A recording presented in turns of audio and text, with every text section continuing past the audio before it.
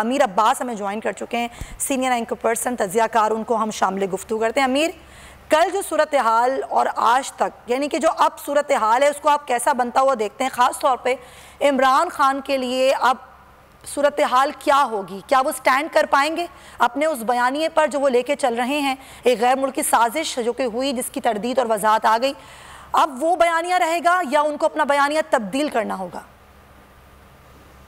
सुमैया, कल से जब से DGISPR ने इमरान खान साहब के पब्लिक बयानिए की तरदीद की है तो तहरीक इंसाफ के लोग अब इस चीज में उलझ कर रह गए हैं या वो इसके पीछे छुपने की कोशिश कर रहे हैं कि ये मदाखलत और साजिश की बात है। यानी DGISPR ने साजिश का इनकार किया है, मदाखलत का इनकार नहीं किया।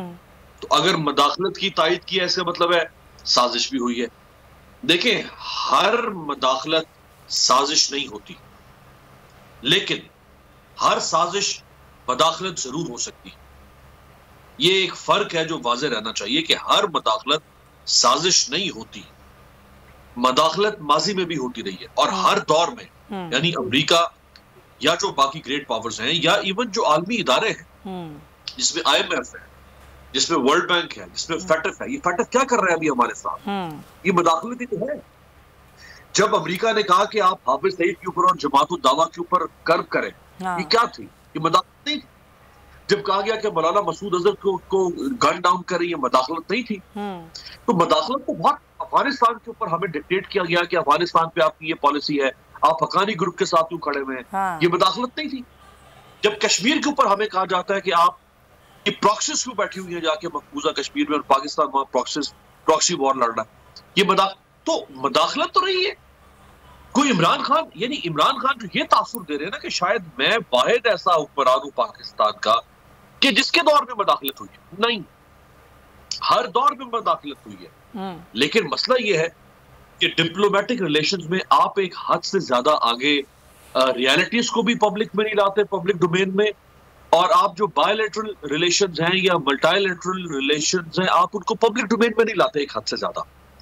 लिहाजा हर मदाखलत साजिश नहीं होती है, ये बात तो एक वाज़ेह होनी चाहिए। लेकिन चूंकि सोशल मीडिया का दौर है और हर पार्टी के फॉलोअर इतने ब्लाइंड फॉलोअर हो चुके हुए हैं, सोसाइटी इतनी पोलराइज हो चुकी है कि लोग दूसरी रियलिटी को मानने समझने को तैयार नहीं है। वो सिर्फ वही रियलिटी सुनना चाहते हैं या मानना चाहते हैं जो रियलिटी उनकी पार्टी या पार्टी लीडर के नैरेटिव को सूट करती है। क्योंकि इमरान खान साहब ने नैरेटिव बना दिया है कि साजिश हुई है और साजिश के तहत मेरी हुकूमत का तख्ता उल्टा गया है, लिहाजा अब वो हर हाल में ये बात साबित करके रहेंगे कि साजिश हुई है। अब जो DGISPR ने फरमाया, देखिए DGISPR ने सिर्फ एक लफ्ज नहीं बोला, बाकी सारी बात उन्होंने कह दी है। और वो लफ्ज है कि इमरान खान साहब, आप सफेद झूठ बोल रहे हैं। क्या अब आप ये लफ्ज उनके मुंह से सुनना चाहते हैं? फिर आपको चैन आएगा, फिर आप सुकून से बैठेंगे घर जब वो ये बात कह देंगे। जब उन्होंने यहां तक कह दिया कि साजिश का कोई इशारा नहीं मिला, साजिश का कोई नामो निशान नहीं है, और जो इमरान खान साहब का पब्लिक में बयानिया है वो ये है कि अमेरिका ने पाकिस्तानी पॉलिटिकल एक्टर्स के साथ मिलकर, जो यहां से को कॉन्स्पिरेटर्स थे, उनके साथ मिलकर मेरी हुकूमत के खिलाफ साजिश की और मेरी हुकूमत का तख्ता उल्टा। अगर ये बात होती तो DGISPR को इस बात का कोई हिस्सा तो मानना चाहिए था ना। उन्होंने तो किसी इमरान खान साहब की स्टेटमेंट का उन्होंने 1% भी नहीं माना। तो अब ये बात अगर आगे बढ़ती है इसी तरह से तो इमरान खान साहब को मजीद भी रिबटल सुनने को मिल सकता है फौज की तरफ से। लेकिन उनके पास दो रास्ते। लेकिन अमीर अब्बास, उन दो रास्तों पर आने से पहले ये बताएं कि ज़ाहिर है ये वजाहत आई, लेकिन ये वजाहत पहले भी आ सकती थी, लेकिन ये अगर वजाहत कल आई तो इसकी ज़रूरत क्यों पेश आई कि वजाहत आनी पड़ी? देखिए, एक तो फौज के ऊपर शदीद दबाव है, शदीद दबाव सोशल मीडिया के ऊपर। जब आप आर्मी चीफ के खिलाफ ट्रेटर्स के और सरेंडर के ट्रेंड चला रहे हैं, जब रिटायर्ड फौजी जो है वो ये समझ रहे हैं कि बहुत गलत हो रहा है और ये किसी के कहने पर, किसी ख्वाहिश पर हो रहा है, जब हुकूमत जो है वो खुलकर बार बार ये कह रही है कि साजिश के तहत हटाया गया है और अमेरिका के साजिश के तहत हटाया गया, तो आपने एक सिक्योरिटी एस्टैब्लिशमेंट को कॉर्नर कर दिया, आपने उनको डिफेंसिव कर दिया, उनके ऊपर मॉरल प्रेशर डाल दिया इमरान खान साहब ने। उनको जवाब देना था, जवाब इससे पहले भी उन्होंने दिया, लेकिन उन्होंने खुद आके सामने नहीं दिया। मुख्तलिफ जराए से जिन लोगों ने उनसे राब्ता किया, मैंने उनसे राब्ता किया, मैं आज आपको बता दूं, मैंने उनसे राब्ता किया और बड़ी तफसील से मेरी जो very high security military officials है उनसे बात हुई। अच्छा। और बड़ी एक्सटेंसिवली और बड़ी डिटेल्ड बात हुई। जो बात कल DGI ने की, वो चूंकि एक ऑब्वियसली एक ट्रस्ट होता है, जब कोई हम कहीं से कोई इनसाइड कोई ले रहे होते हैं स्टोरी, तो फिर आप उसको नहीं इस तरह रिवील कर सकते। जो बात कल उन्होंने की, ये बात मैं तो एक हफ्ते पहले से जानता था और मैंने इशारों के राय में वो बात की भी है 2-4 जगहों।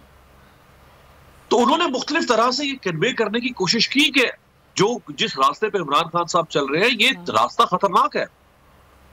लेकिन जब इमरान खान साहब ने पेशावर में खड़े होकर 36वां दफा उन्होंने अमेरिका की गर्दान पढ़ दी, और उन्होंने फिर और सुप्रीम कोर्ट को भी उन्होंने कहा कि रात को अदालतें क्यों खुली हैं। आप इसका मतलब है ये कहना चाहते हैं अदालतें मिली हुई थी, यानी सुप्रीम कोर्ट, फौज, नवाज शरीफ, जरदारी का कराइमर, अब ये कहना चाहते हैं जब आप ये बातें करेंगे तो फिर फौज को, और ये नवाज शरीफ के जमाने में भी होता था, ऐसा नहीं है। जब इसी किस्म की जबान इस्तेमाल करती थी या वो फौज के ऊपर इल्जाम लगाती थी, तो उस वक्त भी जब DG ISPR उस जमाने के आसिम गफूर साहब थे, जब वो प्रेस कॉन्फ्रेंस किया करते थे, मैं खुद उस प्रेस कॉन्फ्रेंस पे जाके मैंने उनसे इस किस्म के सवाल पॉलिटिकल किए थे। वो जवाब देते थे कि हमारा रोल है या नहीं है, या किसका रोल है, वो जो जिस हद तक भी उनका जो डिबेट था वो जवाब देते थे। तो जब आपने इतना दबाव डाल दिया, तो फिर फौज को बुलाकर खुद अपने स्पोक्समैन के जरिए से रिबट करना था, जवाब देना था। देखिए, इमरान खान साहब के पास अब 2 रास्ते हैं। एक तो ये कि वो इसी अमेरिका की गर्दान चलाएं, और इसकी जो रिपरकशंस हो सकती हैं मजीद, वो खुद भी इसका सामना करेंगे और मुल्क भी इसका सामना करेगा। अभी तो इमरान खान साहब ने अमेरिका की कॉन्स्पिरेसी देखी ही नहीं है। वो थोड़ा सा शाह महमूद कुरैशी फॉरेन अफेयर्स को जानते हैं, श्री मजारी इंटरनेशनल रिलेशंस के एक्सपर्ट है, वो जरा इनसे कहेंगे मुझे बताएं तो सही कि अमेरिका कैसे कॉन्स्पिरेसी करता। अभी इन्होंने कॉन्स्पिरेसी देखी नहीं अमेरिका की। अगर खुदा ना खास्ता उसने वो वाली कॉन्स्पिरेसी की होती तो आज पता नहीं मुल्क में क्या कयामत बरपा होती। लेकिन ये तो कोई बात नहीं हुई ना अमीर अब्बास की, देखी नहीं होती, अभी देखना बाकी रह गया है। यानी कि एक चीज़ तो मतलब हो गई कि जी रिजीम चेंज करने में ये किरदार है, इससे हम नहीं इनकार कर सकते, ये माजी में भी होता रहा, ये आज भी हो रहा है। हाँ सुमैया, ये तो इमरान खान साहब का बयानिया है ना कि मेरा रिजीम अमेरिका ने चेंज करवाया। ये इमरान खान का बयानिया है ना, और कौन कह रहा है इस बात को? भाई इस बात को कॉम्पिटेंट अथॉरिटी भी तो साबित करे ना। कोई कॉम्पिटेंट अथॉरिटी इस मुल्क में, जो इमरान खान साहब के मुंह से जो लफ्ज निकल जाए वो लोहे पर लकीर है, वो पत्थर पर लकीर है, सारी कौम उनके सामने सजदा रेज़ हो जाए सर ने, ये कोई जवाब नहीं है। हाँ, वो पाकिस्तान के बहुत बड़े लीडर हैं अनडाउटेडली, और वो लीडर रहेंगे बहुत बड़े, उनके मुंह से निकले हुए लफ्ज की अहमियत हो सकती है, बट आप खुद से फैसला सुना रहे हैं। कोई कॉम्पिटेंट अथॉरिटी तो आपके जब 7 तारीख को आप कहते हैं कि हमें ये एलाबिया मिला है, वहां से केबल आई आपको अपने सफीर से, 27 तारीख को आपके पास 20 दिन, आपने उन 20 दिनों में इंक्वायरी क्यों नहीं करवाई? आपने कमीशन क्यों नहीं बनाया? आपने नेशनल सिक्योरिटी काउंसिल की मीटिंग क्यों नहीं बुलाई? अब इसका जवाब ये देते हैं कि जी उस वक्त चूंकि मुल्क में 23 मार्च को OIC का इजलास होना था, हमने इसलिए नहीं किया। भाई आप शोर मत मचाते ना, OIC का इजलास मुतासिर होता अगर आप पब्लिक डोमेन में बात लेकर आते, शोर मचाते। आप शोर ना मचाते, आप अपने तरीके से कमीशन बनाते, वो कमीशन इस पे काम शुरू कर देता। आप नेशनल सिक्योरिटी काउंसिल की मीटिंग बुलाते, वो तो इन कैमरा मीटिंग होती है नेशनल सिक्योरिटी काउंसिल की, उसमें जो बात खुद हुकूमत बाहर निकालती है वो बात बाहर निकलती। OIC की नहीं पढ़ना था, आपने कुछ नहीं किया।